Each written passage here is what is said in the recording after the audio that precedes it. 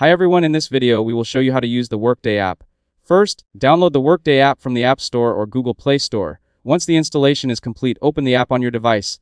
Now enter your organization's Workday URL or company code if requested. Sign in using your work credentials provided by your employer. If your organization supports it, you may also be able to enable Touch ID, Face ID, or other biometric sign-in options for quicker and more secure access. After signing in, you'll be taken to the Workday home screen where you can access the features available to your role. As an employee, you can review your pay information, view pay slips, request time off, check your leave balances, and manage your work schedule. You can also clock in and out, submit timesheets, and create or track expense reports if those features are enabled by your organization. Workday can send push notifications to alert you about important updates, approvals, tasks, and reminders.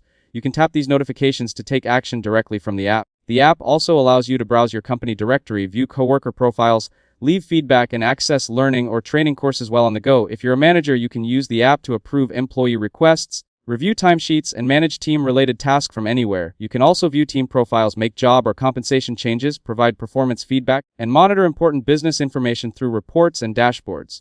For security, Workday helps protect your information with secure sign-in options and device authentication features. Keep in mind that your organization must authorize access to the Workday mobile app, and the features you see may vary depending on your role and company settings. Once you're signed in, you can use Workday to stay connected to your work information and complete many common HR and management tasks directly from your phone.